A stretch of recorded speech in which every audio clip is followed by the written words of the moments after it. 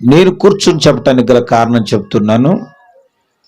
నా చిన్నతనంలో 10వ తరగతి చదివినప్పుడు తాటి ముంజల కొరకు ఫ్రెండ్స్కి తాటి ముంజలు కొట్టి పెడదామని చెట్టు ఎక్కాను. అనుకోకుండా ఆ తాటి చెట్టు మించి నేను కింద పడటం జరిగింది.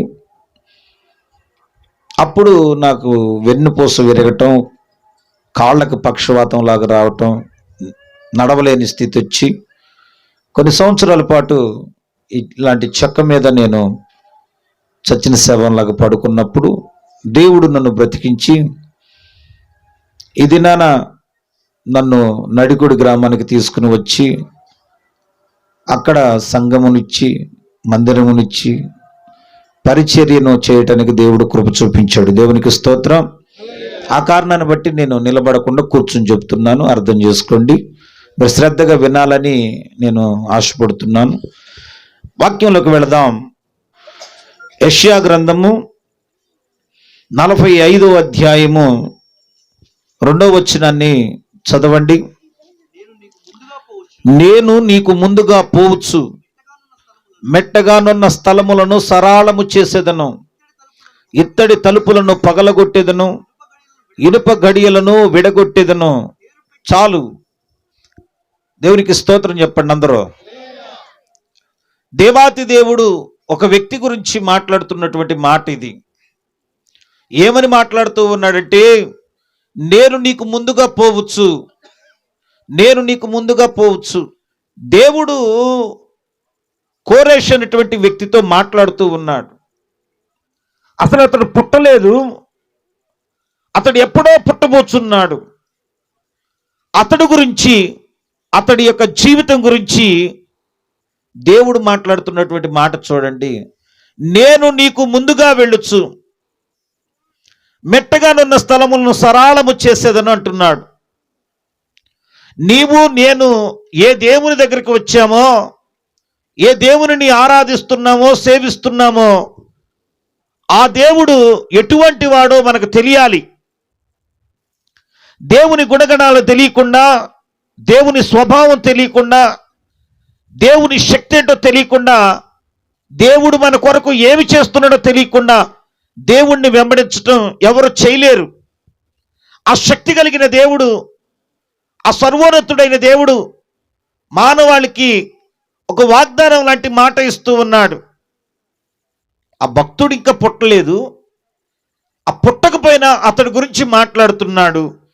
ఏమని మాట్లాడుతున్నాడంటే, నేను నీకు ముందుగా పోవచ్చు అంటున్నాడు. 45 మొదటి వచనంలో, అతని పక్షమున జనములను జయించుటకు నేను అతని కుడి చేతిని పట్టుకుని ఉన్నాను, నేను రాజుల నడికట్లను విప్పెదను, ద్వారములు అతని ఎదుట వేయకుండా తలుపులు తీసేదను అని యెహోవా తాను అభిషేకించిన కోరేషును గురించి సెలవిచ్చుచున్నాడు.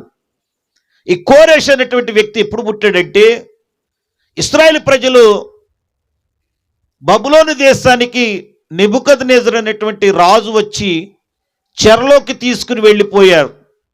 70 సంవత్సరాలు వారు అక్కడ బానిసలుగా, దాసులుగా బ్రతుకుతూ నరకయాతను అనుభవించారు.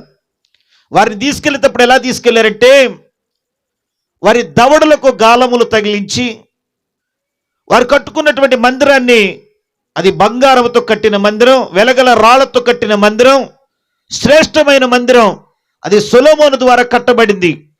ఆ మందిరం మొత్తాన్ని పడగొట్టి, ఆ మందిరంలో దొరుకుతున్నటువంటి ప్రతి బంగారం, వెండి, ఇత్తడి విలువైన వస్తువులన్నింటినీ ప్రజల్లో చాలా మందిని చంపి ఆ పట్టణం అంతటిని తగలబెట్టి నెబుకద్నెజరు అనేటువంటి రాజు అక్కడికి తీసుకుని వెళ్ళాడు బబులోను దేశానికి.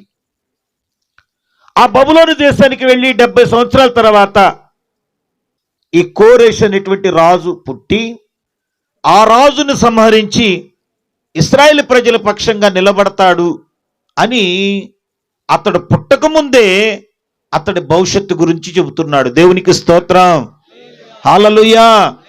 నీవు నేను పుట్టక ముందే, మనం ఎవరూ పుట్టక ముందే మనకి పరిష్కారంను ముందుగా దేవుడు సిద్ధపరిచాడు.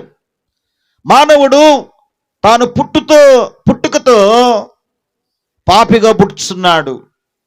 ఏ మానవుడైనా మీరు గమనించి చూస్తే మంచి మాత్రమే నేర్పించాలి, కానీ చెడు మాత్రం ఎవరికి దగ్గర కూర్చోబెట్టుకుని నేర్పించవలసిన అవసరం లేదు.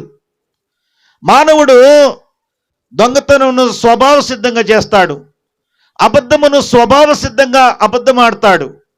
హత్య అయినా, కోప్పడటమైనా, పాపమైనా మానవుడు తనకు ఇష్టకరంగా చేసేస్తాడు. మానవుడు అలా అవటానికి కారణం ఏంటంటే పాపము. ఈ పాపమును తీసివేయటానికి, మన అందరిలో ఉన్నటువంటి పాపమును తీసివేయటానికి 2000 సంవత్సరాల క్రితమే యేసు ప్రభువారు మనందరి కొరకు రక్తాన్ని కార్చి, ప్రాణాన్ని పెట్టి, సమాధి చేయబడి తిరిగి లేచి రక్షణ అనేది సిద్ధంగా ముందుగానే సిద్ధపరిచించాడు. దేవునికి స్తోత్రం చెప్పండి. హల్లెలూయా. నువ్వు బుట్లా, నేను బుట్లా. 2000 సంవత్సరాల క్రితమే మానవులందరి కొరకు యేసయ్య పుట్టి మానవులను రక్షించటానికి రక్షణ అనేటువంటిది ఒక దానిని తీసుకుని వచ్చాడు. దేవుడు మానవులను ప్రేమిస్తూ ఉన్నాడు గనక ముందుగానే పరిష్కారాన్ని పెట్టాడు.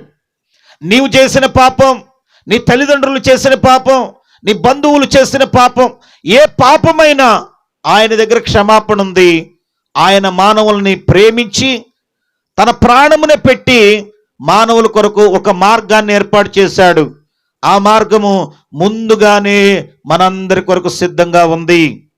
ఇదిగో, ఎవరైనా ఒకవేళ యేసయ్యను నమ్మకపోతే అగ్నిగుండం ఉంది, రాకడ బహు సమీపంగా ఉంది. యుక్రెయిన్ అనేటువంటి దేశం మీదకి రష్యా అనేటువంటి దేశం గత 10 రోజుల కంటే ఇంకా ఎక్కువగానే యుద్ధం చేస్తూ ఉంది. ఆ యుద్ధము అటు తిరిగి ఇటు తిరిగి రష్యా అనేటువంటి దేశం ఇజ్రాయెల్ అనేటువంటి దేశం మీదకి యుద్ధానికి వెళ్ళిద్ది కొద్ది దినాల్లో. ఇప్పుడే వెళ్ళిద్దో, కొన్ని సంవత్సరాలకు వెళ్ళిద్దో ఖచ్చితంగా చెప్పలేం, కానీ ఖచ్చితంగా మాత్రం ఈ రష్యా అనేటువంటి దేశం ఇజ్రాయెల్ అనేటువంటి చిన్న దేశం మీదకి యుద్ధానికి వెళ్ళిద్ది. చాలా చిన్న దేశం, ఇంత పెద్ద దేశం ఒక్కసారిగా వారి మీదకి, ఈ పెద్ద దేశానికి మళ్ళీ స్నేహితులు ఉన్నారు, ఆ స్నేహితులందరినీ తీసుకుని రష్యా ఇజ్రాయెల్ దేశం మీదకి వెళ్ళిద్ది. ఆ ఇజ్రాయెల్ దేశం మీదకి వెళ్ళిన కొద్ది సంవత్సరాల్లోనే, అంటే చాలా తక్కువ సమయంలోనే యేసయ్య రాయబోతున్నాడు. యేసయ్య వస్తే ఆయనను నమ్మి, ఆయన రక్తంలో కడగబడి, ఆయన యందు విశ్వాసం ఉంచిన వారందరినీ ఆయన తన రాజ్యంలోకి తీసుకుని వెళతాడు. దేవునికి స్తోత్రం.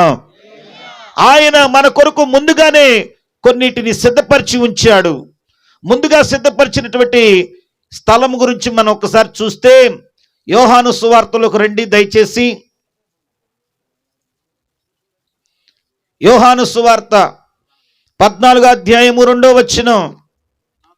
నా తండ్రి ఇంట అనేక నివాసములు కలవు, లేని ఎడల మీతో చెప్పుదును, మీకు స్థలము సిద్ధపరచ వెళ్ళుచున్నాను. నేను వెళ్ళి మీకు స్థలము సిద్ధపరిచిన ఎడల నేను ఉండు స్థలములో మీరును ఉండులాగున మరలా వచ్చి నా యొద్ద ఉండుటకు మిమ్మల్ని తీసుకుని పోదును అంటున్నాడు. దేవునికి స్తోత్రం చెబుదామా? గట్టిగా చెప్పండి. రాబోతున్నాడు యేసయ్య మరొకసారి. మొదటిసారి వచ్చి మానవులందరి కొరకు రక్షణ మార్గాన్ని సిద్ధపరిచి వెళ్ళిపోయాడు. ఆయన సిద్ధపరిచిన రక్షణ మార్గాన్ని ఎందరైతే నమ్మి మారు మనసు పొంది పాపక్షమాపణ నిమిత్తము బాప్తిసం తీసుకున్నారో వారందరిని తీసుకుని వెళ్ళటానికి ఆయన సమీపంగా ఉన్నాడు. ఆయన సమీపంగా ఉన్నాడు గనుక మనకి సూచనలు కూడా అలాగే జరుగుతున్నాయి. ఈ రాత్రి దేవుడు నీతో ఒక విషయం చెప్తూ ఉన్నాడు. ఆలకించు సహోదరుడా, సహోదరి. ఏమైనా తెలుసా? రాకడ దగ్గరగా ఉంది. చాలా తక్కువ సమయమే. ఇంకా ఏం చేసి నువ్వు సంపాదించుకున్నదంతా వ్యర్థమైపోవచ్చు. కోట్లు కోట్లు సంపాదించి యుక్రెయిన్ దేశం అంతా బాగా విలాసవంతమైన భవనాలు కనపడుతున్నాయి. రష్యా బాంబులు పడగానే అవన్నీ కూలిపోయి కాలిపోతున్నాయి. నువ్వు నేను సంపాదించుకునే ఆస్తి ఏముంది? ఈ మధ్యకాలంలో ఒక మంత్రి గారు, జీవన్ రెడ్డి గారు అని ఒక ఆయన హఠాత్తుగా చనిపోయాడు. క్షమించాలి, గౌతమ్ రెడ్డి.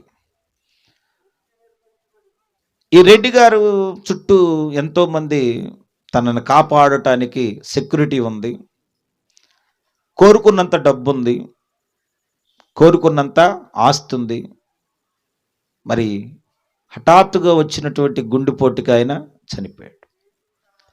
నా ఉద్దేశం ఏంటంటే, ఈ రాత్రి నీకు గుండెపోటు రావచ్చు, లేకపోతే భూకంపం వచ్చి ఈ ప్రాంతం దేవుడు ఏం జరిగిస్తాడో మనకు తెలియదు కదా. కొద్ది దినాల్లో యేసయ్య రాబోతున్నాడు, లేదా ఈ క్షణంలోనో మరుక్షణంలోనో ఏ క్షణంలోనైనా మన ప్రాణం పోవచ్చు. కనుక దీపం ఉండగానే ఇల్లు చక్కబెట్టుకోమని పెద్దలు చెప్పినట్లుగా నువ్వు బ్రతికి ఉండగానే ముందుగానే నీ కొరకు సిద్ధపరిచినటువంటి రక్షణను నీవు అంగీకరించాలి. యేసయ్య చెప్పిన మార్గంలో వచ్చి నిలబడాలి. యేసయ్య రాజ్యం కొరకు సిద్ధపడి ఎదురు చూస్తూ ఉండాలి. దేవునికి స్తోత్రం, హల్లెలూయా. దేవుడు మనకు ముందుగా వెళుచున్నాడట.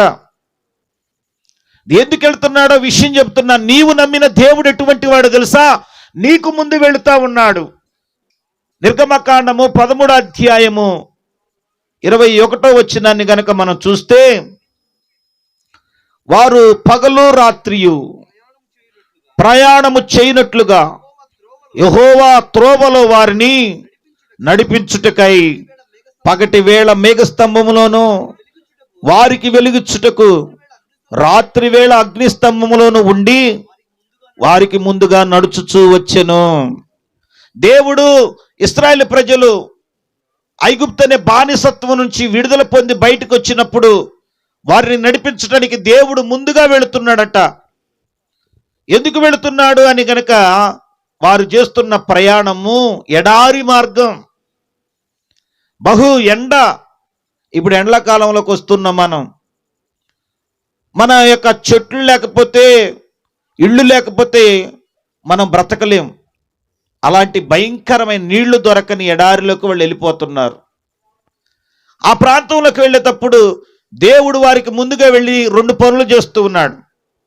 ఎడారి అనేది పగలేమో విపరీతమైనటువంటి వెండొచ్చి శరీరంలో ఉన్నటువంటి నీరంతా ఆవిరైపోయి మన తలనొప్పి చేత, వాంతుల చేత మనిషి తొందరగా చనిపోవటానికి అవకాశం ఉంది. రాత్రి అయ్యేసరికి ఏమైందంటే భయంకరమైనటువంటి చల్లటి గాలి వచ్చి శరీరం అంతా గడ్డగట్టుకుపోయేలాగా, శరీరంలోని అవయవాలు పాడైపోయేలాగా ఉండేది. అటువంటి ప్రాంతంలో కూడా ఇశ్రాయేలు ప్రజలు నడుస్తున్నారు. అంటే పగలు ఒక బాధ ఉంది, రాత్రి ఒక బాధ ఉంది. కానీ వారి ముందు నడిచే దేవుడు ఏం చేస్తున్నాడు తెలుసా? పగలు మేఘస్తంభముగాను రాత్రి అగ్నిస్తంభంగా నడుస్తున్నాడు. అంటే ఏంటంటే, మేఘస్తంభం ఏం చేసింది? ఎండ అనేది వారి మీద పడకుండా నీడనిస్తూ ఉంది. రాత్రి భయంకరమైనటువంటి చలి ఉంటుంది కనుక అగ్నిస్తంభం ఏం చేస్తుంది? చల్లదనం నుంచి వారికి వెచ్చదనాన్ని ఇచ్చి వారిని కాపాడుతుంది. దేవునికి స్తోత్రం చెప్పండి.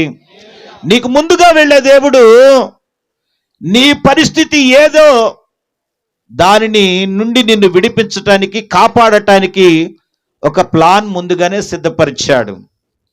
నీవది నమ్మాలి. 23వ అధ్యాయము 20వ వచనం చదువుదాం. నిర్గమకాండం.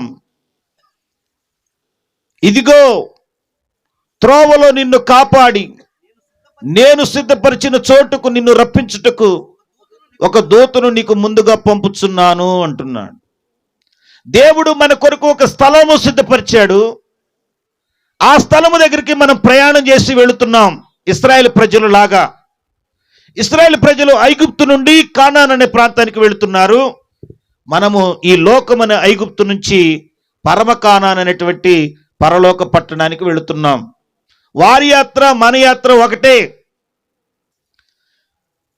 ఆ యాత్రలో ప్రమాదం ఉంది, ఆ యాత్రలో ఇబ్బందులు ఉన్నాయి, ఆ యాత్రలో కొన్ని కష్టాలున్నాయి.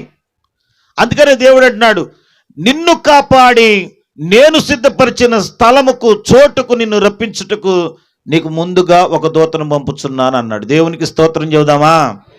నిన్ను కాపాడాల్సిన పరిస్థితి ఎందుకు వచ్చింది చెప్పండి? ప్రమాదం ఉంది గనకే కాపాడాలి. ప్రమాదం లేకపోతే నేను నిన్ను కాపాడానని చెప్పగలరా? చెప్పలేరు. ప్రమాదం ఉంది మనం వెళ్ళే మార్గములో.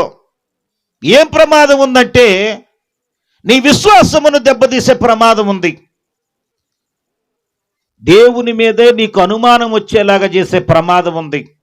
వచ్చే కష్టాన్ని బట్టు, రోగమును బట్టు, శ్రమను బట్టు, ఇబ్బందులను బట్టి కానీ, ఏదైనా పరిస్థితిని బట్టి కానీ ఖచ్చితంగా ఏమి దేవుడు, ఈ దేవుడిని నమ్ముకున్నాక నాకు ఏం జరిగింది అనేటువంటి ఒక ప్రమాదభరితమైన విశ్వాసం నుండి పడిపోయే స్థితి ఉంది.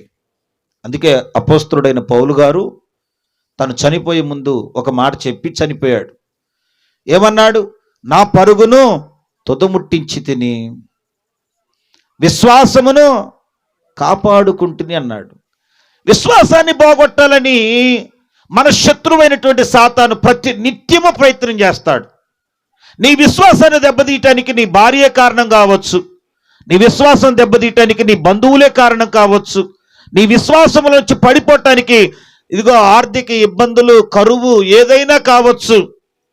నిన్ను పడవేయటం సైతాను ఉద్దేశం. నిన్ను కాపాడి తాను నీ కొరకు సిద్ధపరిచిన ఆ స్థలములకు తీసుకెళ్ళటం దేవుని ఉద్దేశం.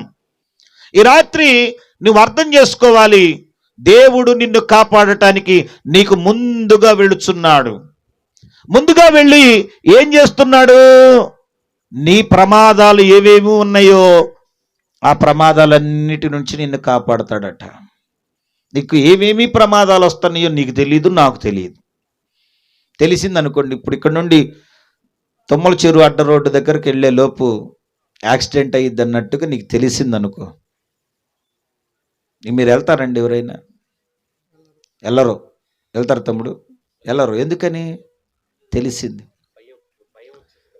తెలిసిందిగా అసలు ముందే ప్రమాదం జరుగుతుందని. నేనుండ తాడి చెట్టు మించి పడతానని తెలిస్తే నేను అక్కడికి వెళ్తాను? అసలు వెళ్ళను. మనకు తెలియనటువంటి మార్గం, మన కొరకు దేవుడు నివాసం ఏర్పాటు చేసినటువంటి స్థలం దగ్గరికి మనం వెళుతున్నాం.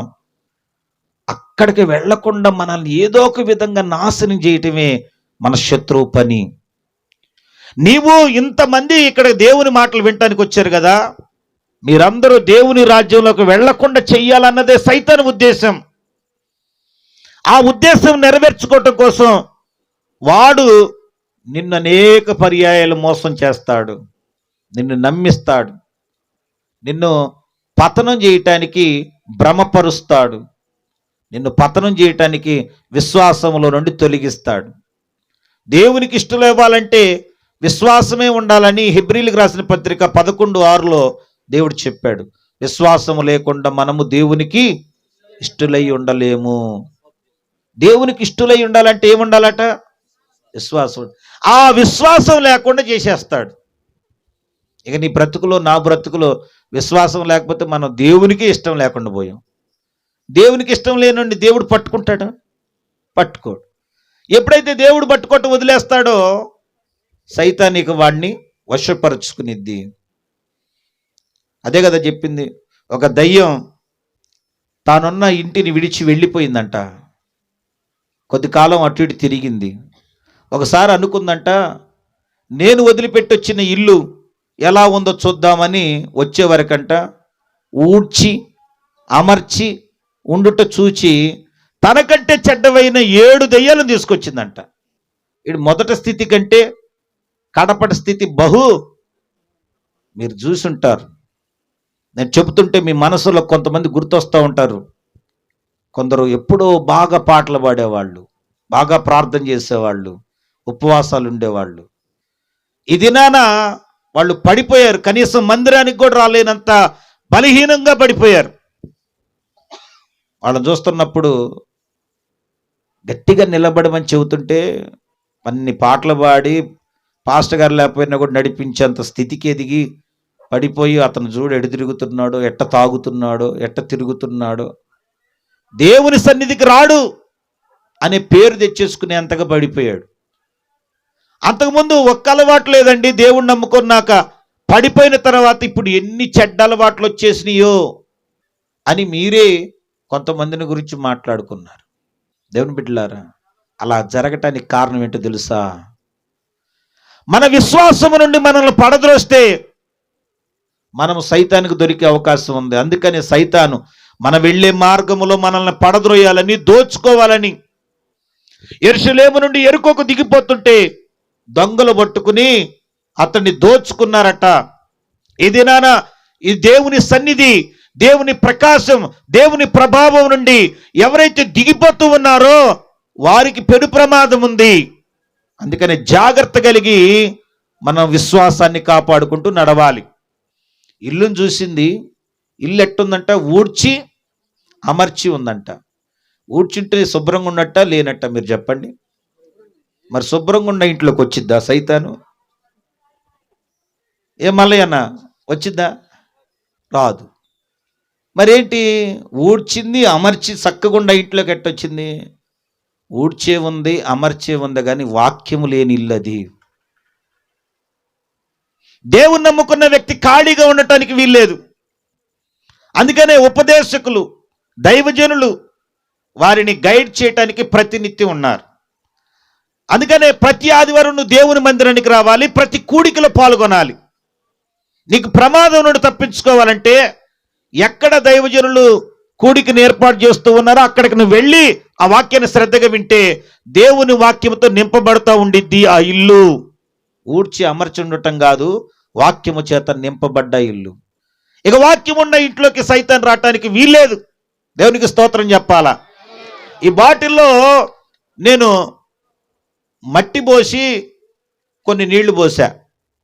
అప్పుడు ఈ బాటిల్ ఎలా కనపడింది? మట్టి నీళ్ళు ఉంటాయా, మంచి నీళ్ళు ఉంటాయా? మట్టి నీళ్ళే ఉంటాయి.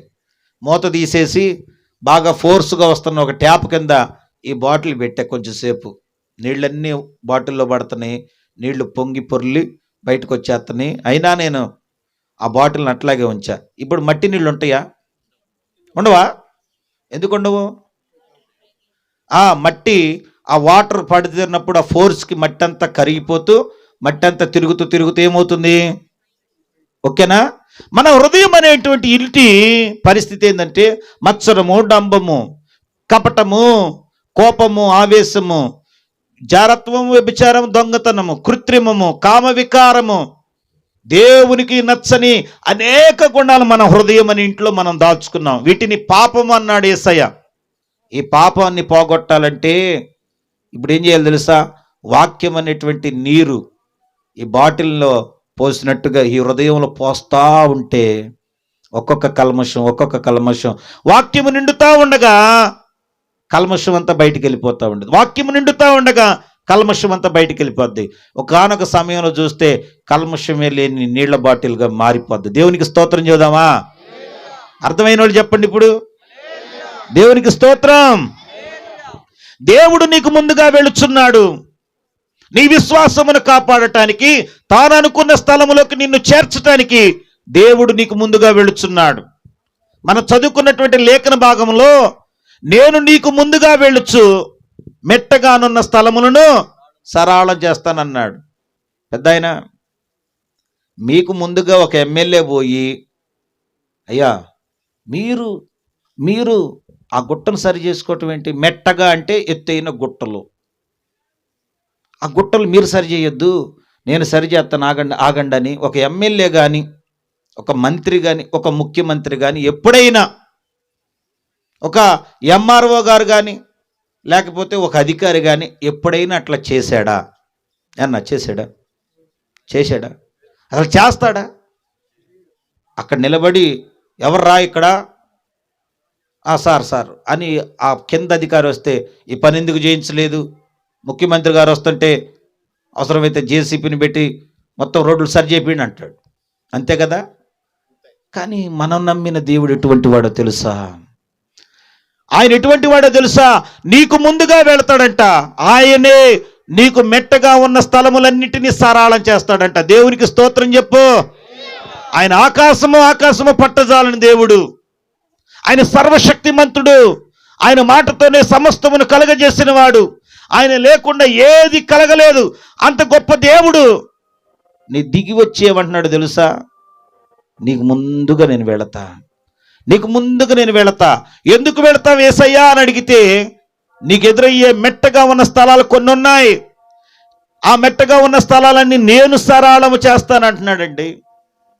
ఈ లోకంలో ఎవ్వరూ ఆ మాట చెప్పలేరు. హల్లెలూయా. నీవు నమ్మినటువంటి దేవుడు పనోళ్ళని పెట్టి వచ్చి చేయండి అనే దేవుడు కాడు. నీవు నమ్మినటువంటి దేవుడు ఎవరినో పురమాయించి వీరిని కాపాడండి అని అప్పగించి వదిలిపెట్టి వెళ్ళిపోయేవాడు కాడు. నీవు నమ్మినటువంటి దేవుడు నీ కోసం తన ప్రాణాన్ని పెట్టేంతగా ప్రేమించినవాడు. నీ కొరకు గాయపరచబడినటువంటి వాడు, నీ కొరకు నలగొట్టబడినటువంటి వాడు, నీ కొరకు తన ప్రాణమును ప్రభు ధారపోసినటువంటి వాడు నీకోసం మెట్టగానున్న స్థలములను సరాళం చేస్తూ ముందుగా వెళుతున్నాడు. ఎండ దెబ్బైనా ఆయనకే తగిలింది, రాళ్ళ దెబ్బలైనా ఆయనకే తగులుతాయి, కష్టమైన ఆయనే మొదట అనుభవిస్తాడు. నీవెందుకు బాధపడాలి? ఏ పరిస్థితి వచ్చినా నీకు ముందు వెళ్ళే దేవుడు ఉన్నాడని నీకెందుకు గుర్తు రావట్లేదు? జ్ఞాపకం చేసుకో. దేవుణ్ణి మర్చిపోవద్దు. పరిస్థితులన్నీ నీకు వ్యతిరేకంగా కనపడ్డా కానీ ఆ పరిస్థితులన్నిటినీ తన కనుసైగతో మార్చగలిగిన దేవుడు ముందెళ్తున్నాడు. దేవునికి స్తోత్రం. ఆయన ముందెళ్ళి మెట్టగానున్న స్థలాలను సరాళం చేస్తాడంట. ముందుగా వెళ్ళి నీకు ఎండ దెబ్బ తగలకుండా, రాత్రి ఇదిగో చలి దెబ్బ తగలకుండా నిన్ను కాపాడతాడంట. ఇంకా చెబుతున్నాడు తెలుసా? నిర్గమకాండం 23వ అధ్యాయం 23వ వచనంలో, నా దూత నీకు ముందుగా వెళ్ళొచ్చు, అమోరీయులు, హిత్తీయులు, పెరిజ్జీయులు, కనానీయులు, హివ్వీయులు, యెబూసీయులను వారున్న చోటుకు నిన్ను రప్పించును, నేను వారిని సంహరించెదను. చాలు, నేను వారిని సంహరిస్తాను అని చెబుతున్నాడు దేవుడు. నీ శత్రువు ఎవరో, నీ పరిస్థితి, ఆర్థిక ఇబ్బందుల, కష్టాల, రోగాల, ఆ పరిస్థితులన్నిటి నుండి దేవుడు నిన్ను విడిపిస్తాడు. మీ ముందున్నటువంటి నేనే సాక్షి. నేను భయంకరమైనటువంటి బలహీనతలోకి వెళ్ళా. చచ్చిపోయాడు అనుకుని ఏడ్చిన వాళ్ళు ఉండారు. ఇంతలా ఉబ్బాను, పొట్ట పగిలిపోతానికి చాలా దగ్గరకు వెళ్ళిపోయాను, నల్లగా మారిపోయాను. డాక్టర్ గారు 3 లక్షలు పెట్టిన బ్రతకడు అన్నంత భయంకరమైన స్థితికి వెళ్ళిపోయాను. చివరి చూపు చూసి వెళ్ళారు అందరూ. సంఘము ప్రార్థన చేసింది, దైవజనులు చాలామంది ప్రార్థన చేశారు, మరలా బ్రతికొచ్చాను. దేవునికి స్తోత్రం చెప్పండి. వాళ్ళందరికంటే ముందు ఒక ఆయన ఉన్నాడు, వెంటిలేటర్లో ఇంకా బ్రతకలేదని ఆక్సిజన్ పైపులు గొంతులో పెట్టినప్పుడు కూడా చచ్చిపోయాడు అనుకునే పెట్టారు వాళ్ళు. చివరి ట్రై అంటే ఇక ఏం లేదు, ఛాన్సే లేదు, ఎన్ని ఇబ్బందులు పడ్డా లోపల వాళ్ళు లోపల పెట్టగానే నేను పీకేశా. మళ్ళీ పెట్టారు చేతులు కాళ్ళు కట్టేసి. వాళ్ళందరూ అనుకుంటున్నారు వీడి బ్రతకుడు. ఒకేసారి డెంగ్యూ జ్వరం వచ్చింది, కిడ్నీలు ఇన్ఫెక్షన్ వచ్చింది, కామెర్లు అయినాయి, ఒకేసారి వెన్నుకు ఆపరేషన్ చేయించుకుని ఉన్నాను. ప్లేట్లెట్స్ అయితే ఎంతకు వచ్చేసినాయి? 5,000కో 10,000కో వచ్చేసినాయి. అంత భయంకరమైనటువంటి పరిస్థితి. ఆ పరిస్థితులన్నిటిలో గుండా నాకు ముందుగా వెళ్ళిన దేవుడు వాటన్నిటిని సరి చేసుకురాబట్టి నేను బ్రతికి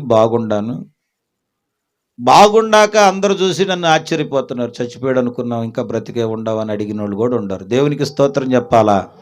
హల్లెలూయా. నీకు ముందుగా వెళ్ళే దేవుడు తానే కష్టపడి నిన్ను కాపాడటానికి ఏమి చేయాలో అది చేస్తున్నాడు. మెట్టగా ఉన్న స్థలాలను సరళం చేస్తాడు. ఇత్తడి తలుపులను, ఇనప గడియలను పగలగొట్టేస్తాడు. నీ కుడి చేతిని పట్టుకుని నేనున్నాను భయపడకాకంటాడు. ఆయన నమ్ముకుంటే చాలు, ఆయన నీకు ముందుగా వెళతాడు. కోరేష్ అనేటువంటి రాజుతో చెప్తున్న మాట, పుట్టక ముందు చెబుతున్న మాట, నేను నీ మార్గము సరళము చేసేదను. ఇటువంటి వ్యక్తి ఏంటి అసలు ఎక్కడైనా చూసారా మీరు? సర్వశక్తిమంతుడు దేవుడు, పూజలు అందుకుంటూ ఉండవలసిన వాడు, ఆ స్థలమే లేనటువంటి పశువుల పాకలోకి దిగొచ్చేశాడు.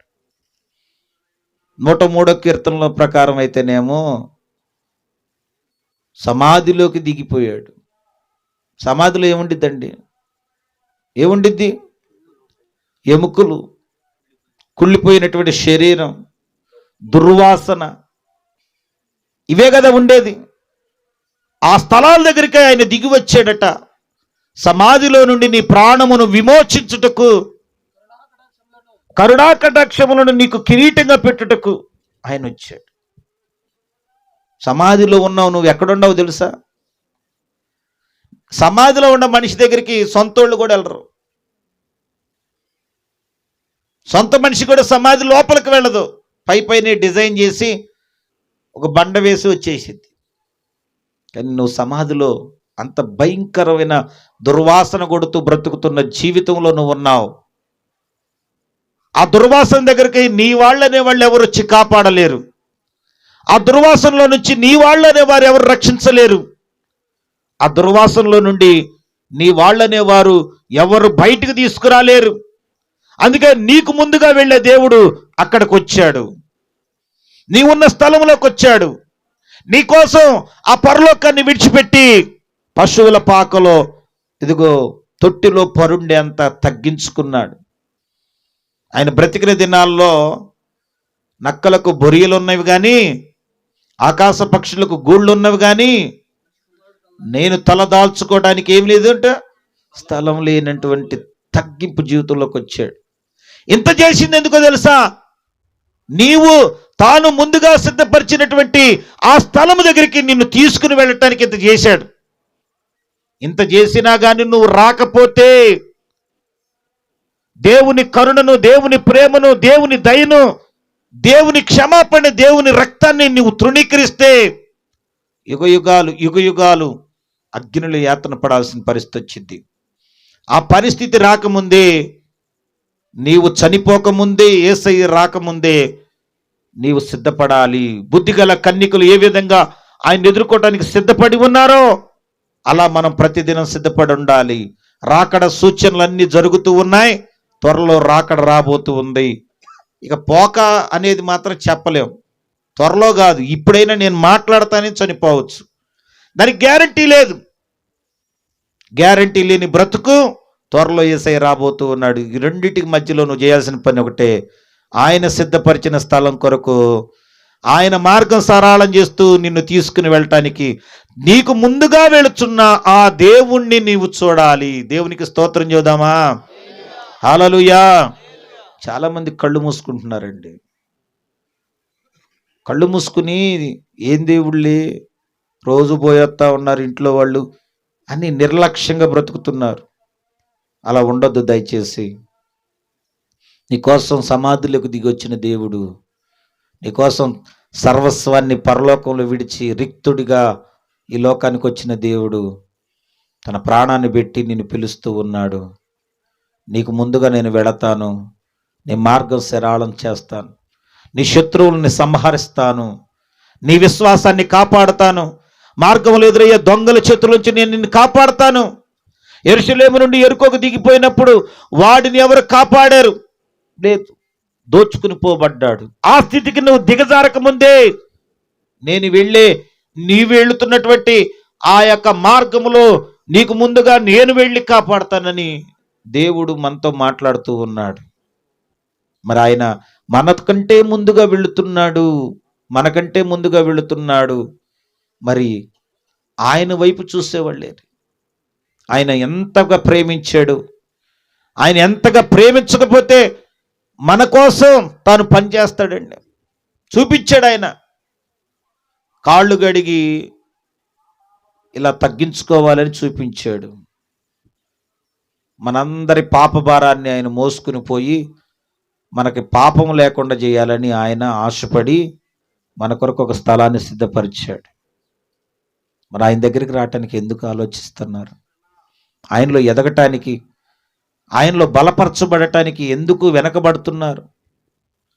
అందుకనే దేవుడు నీకు ముందుగా వెళ్ళి మార్గమును సిద్ధపరచాలంటే, మార్గమును సరళము చేయాలంటే 43వ అధ్యాయం చూడండి ఒకసారి.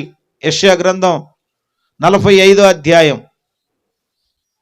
యెషయా గ్రంథం 45వ అధ్యాయం 13వ వచనం. నీతిని బట్టి కోరేషును రేపితిని, అతని మార్గములన్నీ సరళము చేసేదని అంటున్నాడు. దేవునికి స్తోత్రం చెప్పండి.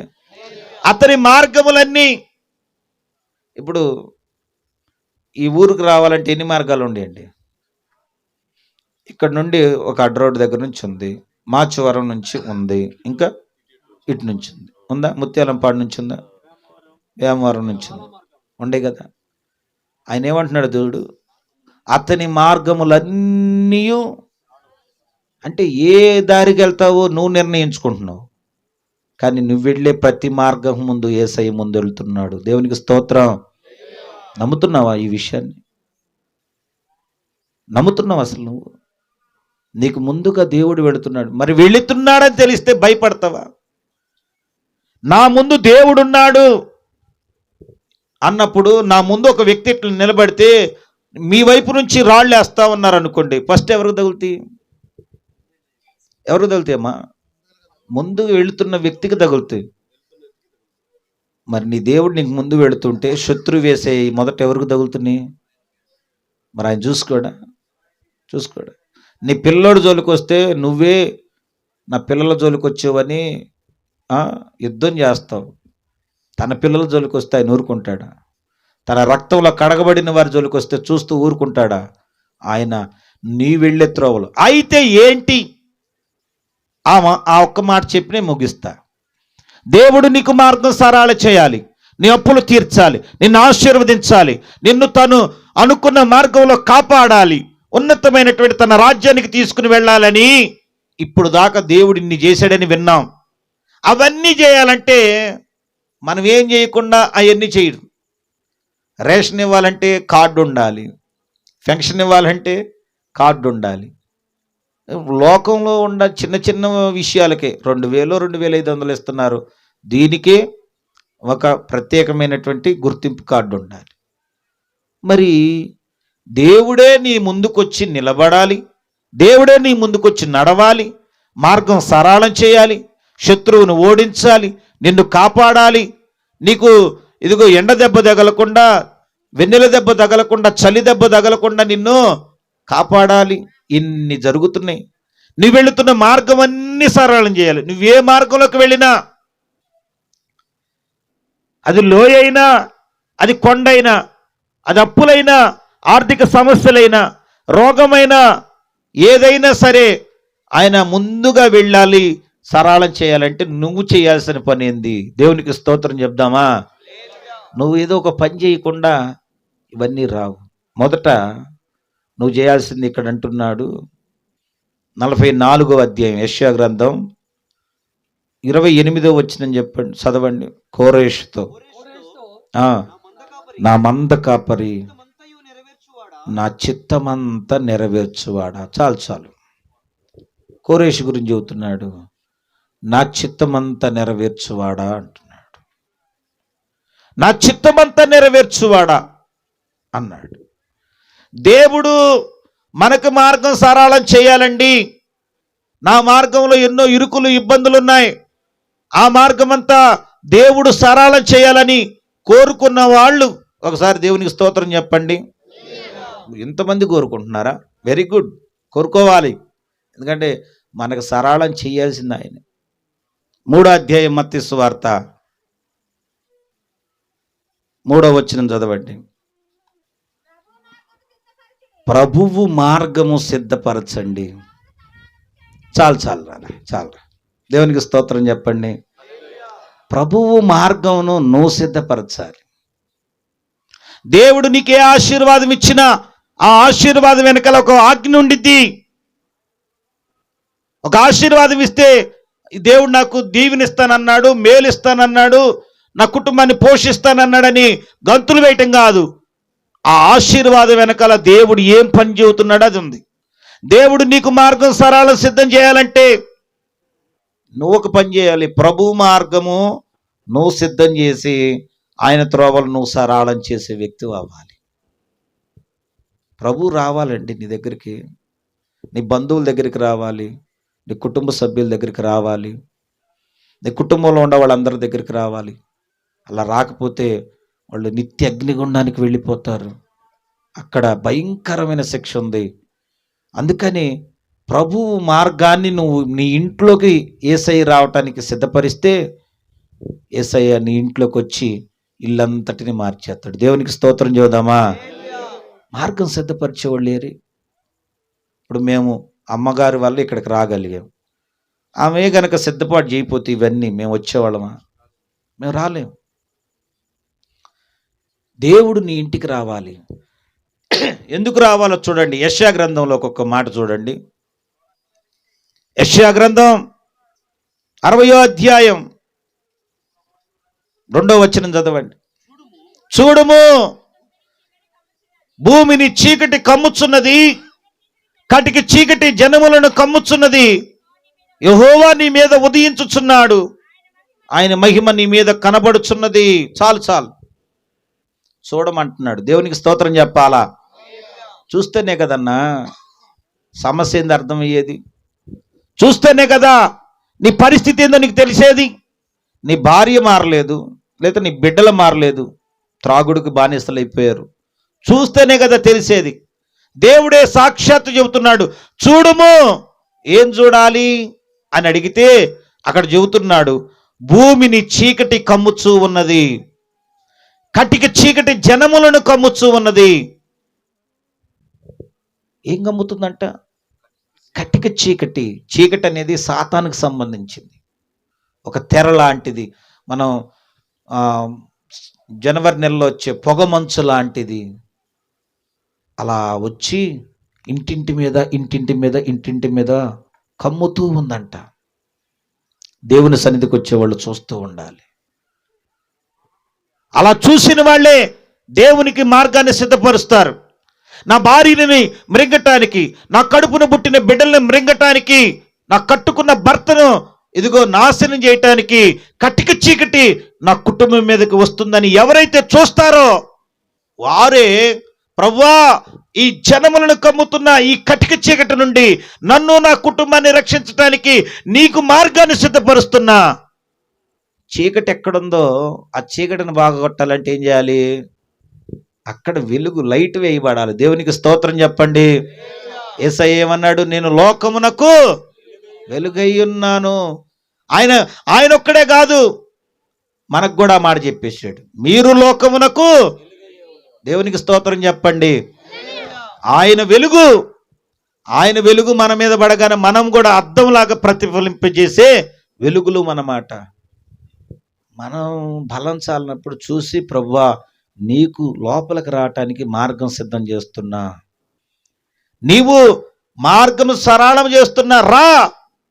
నా కుటుంబంలో చీకటి కమ్మేసింది, నా బిడ్డల్ని చీకటి కమ్మేసింది. చాలామంది 13-14 సంవత్సరాల పిల్లలు ఇదిన్న పాడైపోతున్నారండి. 10వ తరగతి చదవకముందే పాడైపోయినటువంటి పిల్లలు, ఆడపిల్లలు మగపిల్లలు సిగరెట్లు తాగుతున్నారు, మందు తాగుతున్నారు, గంజాయి తాగుతున్నారు, బానిసలుగా బ్రతుకుతున్నారు, డ్రగ్స్తో బ్రతుకుతున్నారు. డ్రగ్స్ ఇంజెక్షన్తో వాళ్ళు లేకపోతే చచ్చిపోతామన్నంత స్థితికి వెళ్ళిపోయారు. 13-14 సంవత్సరాలు.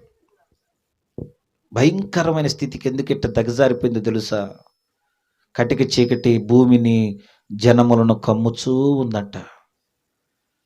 క్రైస్తవులు చూడటం లేదు. క్రైస్తవులు దేవుని వైపు చూడట్లా. యేసయ్యకు మార్గం సరళం చేయాలనుకున్న వాళ్ళందరూ చూడాలి. ఏం చూడాలి? నీ కుటుంబం మీదకి దిగి వస్తున్న సైతాని యొక్క చీకటిని చూసి నువ్వు వెలుగులాగా మారిపోవాలి. నీ మీదకి వెలుగు ప్రకాశించాలి. నువ్వు వెలుగులాగా మారిపోయి యేసయ్యను నీ ఇంట్లోకి రావటానికి మార్గం సరళం చేస్తే ఆయన వస్తాడు. మార్గం సరళం చేయబట్టి ఆయన వస్తాడు. మిగిలిన మార్గం అంతా ఆయన సరళం చేస్తాడు. దేవునికి స్తోత్రం చెప్పండి. చాలామంది తలుపులు మూసేసి ఆయన తలుపు తడుతూ ఉన్నాడు, తలుపు తట్టాడు. తలుపు తడతా ఉంటే, ఇప్పుడు లేదు పడుకున్నా, నిద్రపోతున్నాను, తర్వాత రా అని చెప్పేసి వాయిదాలు వేస్తున్నారు. చూడట్లా. ఈ రాత్రి చీకటి నీ కుటుంబం మీదకి ఏ విధంగా వచ్చిందో చూడు. చెప్పుకోలేవు కానీ నీ బిడ్డల భవిష్యత్తును ఒకసారి ఆలోచన చేస్తే అందరి ముందు చెప్పుకోలేనండి అని అంటున్నావు. కనీసం దేవునికి చెప్పుకోలేవు. నీ భర్త విషయం, నీ పిల్లల విషయం, ఎందుకని వాళ్ళు బయటికి రాలేకపోతున్నారు? అంత చిన్నతనంలో నీ పెంపకాన్ని కాదని వాళ్ళు అంత దుర్మార్గమైన ప్రవర్తనలోకి వెళ్ళటానికి ఏందో తెలుసా? బలవంతంగా ఒక వ్యక్తి వారిని బానిసలుగా చేసుకుంటున్నాడు. ఆ కబంధ హస్తాల్లో ఇరుక్కుపోయేలాగా చేస్తున్నాడు. వారిని విడిపించాలంటే మనం కళ్ళు తెరిచి చూసి దేవునికి మార్గం సరళం చేయాలి. యోహాను భక్తుడు ఏం చేశాడో తెలుసా? యేసయ్య రావటానికి మార్గం సరళం చేశాడు. 400 సంవత్సరాలు ఏ ప్రవక్త ప్రవచించలేదంట.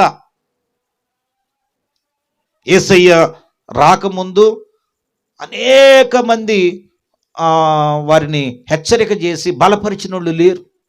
ఎవరి దారి వాళ్ళు చూసుకుని, ఎవరి దారి వాళ్ళు వారి యొక్క మార్గాలను ఏర్పాటు చేసుకుని దేవుడు లేడు అనే స్థితికి వచ్చేసి, ఆ సమయంలో ఇదిగో లోక పాపాలను మోసుకుని పోయే దేవుని గొర్రెపిల్లని అక్కడున్న ప్రజలందరినీ యేసయ్య వైపు తిప్పాడు. దేవునికి స్తోత్రం చెప్పండి. ఎటు తిప్పాడండి? మార్గం సరళం చేశాడు. అందుకే ఆయన వచ్చాడు. బాప్తీసం తీసుకున్న దగ్గర నుంచి ఇంకా యోహాను గారితో పని లేకుండా మిగతా పని అంతా ఆయనే చేశాడు. మీరందరూ చదివారు. దేవునికి స్తోత్రం. మనం కూడా అదే చేయాలి. యేసయ్య రావాలి రావాలి, వస్తాడు వస్తాడని నమ్మే వాళ్ళందరూ యేసయ్య రావటానికి మార్గం సరళం చేసుకోవాలి. ఇది ఎండ్లకాలమే. ఈరోజు అమ్మగారు ఈ కూడిక ఏర్పాటు చేశారు, మీరందరూ వచ్చారు. మీ ఇళ్లలో కూడా కూడికలు ఏర్పాటు చేసుకోండి. దైవజనుల చేత వాక్యం చెప్పించుకోండి. ఇంకా మీకు తెలిసిన దైవజనులు పిలిపించుకోండి. దైవజనులు పర్మిషన్ తీసుకుని చక్కగా ఈ లోకం, ఈ ఊరు ఎక్కడెక్కడ నశించిపోతున్నారో మీరు పెట్టే కూడికల ద్వారా అయినా వారింట్లోకి వెలుగొచ్చేలాగా, వారింట్లోకి దేవుడు వచ్చేలాగా ఏం చేయాలట? మార్గం సరళం చేయండి. దేవునికి స్తోత్రం. హల్లెలూయా. దేవుడు నీకు మార్గం సరళం చేయాలనుకుంటే మరొక పని చేయాలి. చదవండి, సామెతల గ్రంథం 3వ అధ్యాయం 6వ వచనం. 3:6. నీ ప్రవర్తన అంతటి యందు ఆయన అధికారమునకు ఒప్పుకొనుము, అప్పుడు ఆయన నీ త్రోవను సరళము చేయును. దేవునికి స్తోత్రం చేద్దామా? నీ ప్రవర్తన అంతటి యందు ఆయన అధికారానికి ఒప్పుకోవాలి. ఎవరు అధికారం? యేసయ్య అధికారం. అసలు యేసయ్య అధికారం కింద ఉండానండి అని చెప్పగలిగే విధం ఉందా? యేసయ్య అధికారం క్రింద ఉండే నేను ప్రతి పని చేస్తున్నా, నన్ను ఆయన చూస్తున్నాడు కనుక నేను మాట్లాడినా, నేను చేసినా, నేను చూసినా, ఏ పనైనా నా ప్రవర్తన అంతా ఆయన చూస్తున్నాడు కనుక నా ప్రవర్తన అంతటి యందు ఆయన అధికారానికి నేను ఒప్పుకునే ఉండానని చెప్పగలిగే స్థితికి వస్తే ఖచ్చితంగా నీ మార్గాలన్నీ ఆయన ముందుండి సరళం చేస్తాడు. ఎటు పోయినా శ్రమ పడుచున్నాను, అనేక పర్యాయాలు దెబ్బలు తిన్నాను, నా సహోదరుల వలనైనా ఆపదలలోను, కపట సహోదరుల వలనైనా ఆపదలోను, దొంగల వలనైనా ఆపదల్లోను అనేక పర్యాయాలు ఉన్నాను. ఎటు పోయినను శ్రమలను సంకెళ్లను మా కొరకు కాచుకుని ఉన్నవి అని అపోస్తుడైన పౌలు గారు సాక్ష్యం చెప్పారు. ఎటు పోయినా శ్రమలు సంకెళ్ళే కాచుకుని ఎదురు చూస్తున్నాయి అంట. ఇంకా రాలా ఆయన. వస్తే ఆయనకు శ్రమలు సంకెళ్ళు వేయాలని ఆ ఊరిలో కాచుకుని ఎదురు చూస్తున్నాయి అంటే. ఏమి ఎదురు చూస్తున్నాయి? శ్రమలు, సంకెళ్ళు. ఆ ఎదురు చూస్తున్నటువంటి ఆ స్థితిలో కూడా తన ప్రవర్తన అంతటి మీద అపోస్తుడైన పౌలు గారు దేవునికి అధికారం ఇచ్చాడు. దేవునికి స్తోత్రం. ఒక ప్రవక్త వచ్చి చేతులు ఇలా కట్టుకుంటూ, ఈ నడికట్టు కలిగిన వ్యక్తి ఎవరో ఆ వ్యక్తిని ఇలా బంధించబోతున్నారు, అతడు చనిపోబోతున్నాడని ముందుగా చెప్పేశాడు. ఆ నడికట్టు కలిగిన వ్యక్తి అపోస్తుడైన పౌలు గారు. ప్రవక్త చెబుతున్నాడు, ఈ నడికట్టు కలిగిన వ్యక్తిని ఇలా కట్టి బంధించి చిత్రహింసలు చేసి చంపేస్తారని. అక్కడ ఉన్న వాళ్ళందరూ చూశారు, ఎవరిది నడికట్టు, ఎవరిది నడికట్టు అంటే పౌలు గారిది. అర్థమైపోయింది, పాస్టర్ గారిది. పాస్టర్ గారి నడికట్టు తీసుకుని ప్రవక్త ప్రవచిస్తున్నాడు. ఆ స్థితిలో నువ్వు ఉంటే దేవుని అధికారానికి ఒప్పుకుంటావా? ఎటు పోయినా శ్రమలే. కపట సహోదరుల వల్ల శ్రమలు వస్తున్నాయి, దొంగల వల్ల శ్రమలు వస్తున్నాయి, స్వజనుల వల్ల శ్రమలు వస్తున్నాయి, అన్ని జనుల వల్ల శ్రమలు వస్తున్నాయి, ఓడల్లో ప్రయాణం చేస్తే ఓడల్లో శ్రమలు వస్తున్నాయి, అనేక కష్టాలు వస్తున్నాయి. అటువంటి పరిస్థితిలో దేవుని అధికారానికి ఒప్పుకుంటావా? నీ ప్రవర్తన అంతటి మీద దేవుని అధికారానికి ఒప్పుకోవాలని బైబిల్ చెబుతుంది. దేవుడు నాకు చేస్తే నేను అది చేస్తా, మేలు చేయమను, మేలు చేస్తే అది చేస్తానని దేవునికి కండిషన్ పెట్టే భక్తులు ఎక్కువైపోతున్నారు. ఎంత పోయినా శ్రమ పడినా నీ అధికారానికే నేను ఒప్పుకుంటున్నాను, నీ అధికారానికి నేను లోబడుతున్నాను, నేను చావటానికైనా సిద్ధంగా ఉన్నాను, కానీ నీ అధికారానికి మాత్రం ఎదురుదిరగనని చెప్పి తన ప్రవర్తన అంతటికి దేవుడికి లోబడినటువంటి అపోస్తుడైన పౌలు గారు. చాలామంది రాళ్లతో కొట్టబడ్డారు. స్టెఫను అనే భక్తుడు రంపాలతో కొయ్యబడ్డారంట. రంపాలతో కొయ్యబట్టం అంటే ఎంత కష్టంగా ఉండిద్ది. ఒక్కొక్క గాడి, ఒక్కొక్క ముళ్ళు కొంచెం కోసి పక్కకి వెళ్ళగానే వెనకాల ఉన్నటువంటి మరొక గాడి కొయ్యటానికి సిద్ధంగా ఉండిద్ది. ఒక్కసారిగా ప్రాణం తల నరికేస్తే అయిపోతాం, కానీ అట్లా కాదు. రంపాలతో కొయ్యటం అంటే, రాళ్లతో కొట్టబట్టం అంటే చాలా నరకయాతన. ఒక రాయి వచ్చి ఇక్కడ తగిలింది, ఒక రాయి వచ్చి ఇక్కడ తగిలింది, ఒక రాయి వచ్చి చేతికి తగిలింది, కాళ్ళు తగిలింది, అప్పుడే చావు రాదు. అనేకమైన రాళ్ళ తగిలి తగిలి తగిలి తగిలిగా ఇక ఎప్పుడో ఒక రాయి ప్రాణం పోయే స్థితికి వెళ్ళిపోయాడు. అలా రాళ్లతో కొట్టబడ్డారు, రంపాలతో కొయ్యబడ్డారు, అగ్నితో కాల్చబడ్డారు, సింహాల బోన్లో వేయబడ్డారు. ఇన్ని చేసినా కానీ వారు తమ ప్రవర్తన యందు దేవుని అధికారానికి ఒప్పుకున్నారు, కానీ మరొక అధికారానికి ఒప్పుకోలేదు. దేవునికి స్తోత్రం చెబుదామా? మరి నువ్వెందుకు ఒప్పుకోవట్లేదు? నీ ప్రవర్తన అంతటి మీద దేవుని అధికారానికి నువ్వెందుకు ఒప్పుకోవు?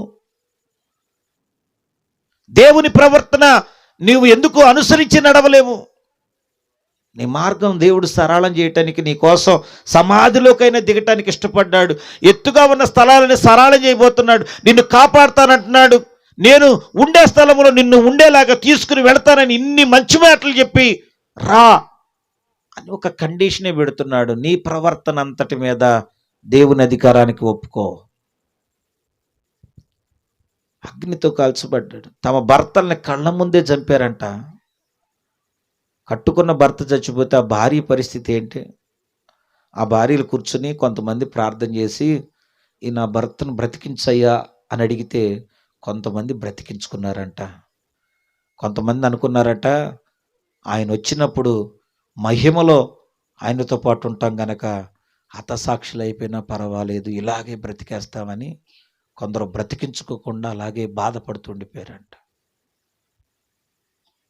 ఏది ఈ దినాన అటువంటి భక్తి కలిగిన సమాజం వేరి. దేవుని సన్నిధికి వెళితే మనశ్శాంతి కోసం వచ్చామండి, దేవుని సన్నిధికి క్షేమం కోసం వచ్చాం, ఇల్లు కట్టుకోవడం కోసం వచ్చాం, పొలంలో పంట పండటం కోసం వచ్చాం, ఆశీర్వాదం కోసం వచ్చాం, మా కుటుంబంలో ఉన్న శాపాలన్నీ పోవటం కోసం వచ్చాం, రోగాలు తగ్గించుకోవడం కోసం వచ్చాం, అప్పుల నుండి విడుదల కోసం వచ్చాం, గర్భఫలం కోసం వచ్చాం, భూఫలం కోసం వచ్చాం అని దేవుని సన్నిధికి వచ్చాం. వచ్చి నాకేం చేయాలి? ఇప్పుడు వాటి కోసం వచ్చిన వాళ్ళందరి కోసం మేమేం చెప్పాలంట? ఆశీర్వాదాలు ఎట్టొస్తాయో చెప్పండి, కండిషన్లు చెప్పొద్దు, మేలులు ఎట్టొస్తాయో చెప్పండి అని చెప్పేటువంటి ఒక వర్గం బయలుదేరింది. వీరిని చూస్తే ఏమనుకుంటాడు దేవుడు? మీ ప్రవర్తన అంతటి మీద దేవుని అధికారం పనిచేస్తుందా? రాళ్లతో కొట్టబడ్డా, రంపాలతో కొయ్యబడ్డా వారు మాత్రం తమ ప్రవర్తన అంతటి మీద దేవుని అధికారానికి ఒప్పుకున్నారు. ఇది దేవుని పర్మిషన్ లేకుండా నా దగ్గరికి రాదు, ఈ రాళ్ల దెబ్బలైనా నేను తింటాను. అందుకనే స్టెఫను భక్తుడు, వీరేం చేస్తున్నారో వీరేరు తెలీదు, క్షమించు అని ప్రార్థన చేస్తూ చచ్చిపోయాడండి. తన ప్రవర్తన అంతటి మీద దేవుని అధికారానికి ఒప్పుకున్నాడు. నీ కళ్ళ విషయంలో దేవుని అధికారం ఉందా? చూడగోడని చూస్తానికి కానీ, నీ చెవుల విషయంలో దేవుని అధికారానికి ఒప్పుకుంటున్నావా? ఏ మాట పడితే ఆ మాట, ఎవరు చెప్పితే ఆ మాట వింటున్నావు. అది కాదు దేవుడు నీ దగ్గర నుంచి కోరుకుంటుంది. మీరేం వింటున్నారో జాగ్రత్తగా చూసుకుని వినమన్నాడు. ఏ పడితే చూడొద్దన్నాడు. నీ కన్ను దేహం అంతటికి వెలుగుమయమై ఉండేటట్టు చేసిద్ది గనక నీ కన్ను చెడిందిగా ఉంచుకోవద్దన్నాడు. కళ్ళ విషయంలో ఈ దినాన సీరియల్ సినిమాలు భయంకరమైపోయినాయి. కళ్ళ విషయంలో దేవుని అధికారం లేదు, చెవుల విషయంలో దేవుని అధికారం లేదు. ఆ దినాల్లో భక్తులు మోకాళ్ళ మీదే బ్రతికేశారు. ఈ దినాల్లో భక్తులు కుర్చీల మీద తప్ప కింద ఎక్కువసేపు కూర్చోలేవండి అనే స్థితికి వచ్చేసారు. ఇంక చర్చిలో ఇప్పుడు ఇటువరకు ఒక సాపలు ఉండే, ఇప్పుడేంటి మొత్తం కుర్చీలే ఉంటున్నాయి. ఎవరిని అడిగినా మోకాలు నొప్పి, నడువు నొప్పి, కూర్చోలేవనే స్థితి. ప్రార్థన చేసేవాళ్ళు తగ్గిపోయారు. దేవుని అధికారానికి ఒప్పుకునే వాళ్ళు ఉండారా? ప్రవర్తన అంతటి మీద దేవుని అధికారానికి ఒప్పుకుంటే ఖచ్చితంగా దేవుడు మన ముందు వెళ్ళి మన మార్గాన్ని సరళం చేస్తాడు. కనుక దేవుని అధికారానికి ఒప్పుకుందాం. మనందరినీ దేవుడు దీవించి ఆశీర్వదించునుగాక.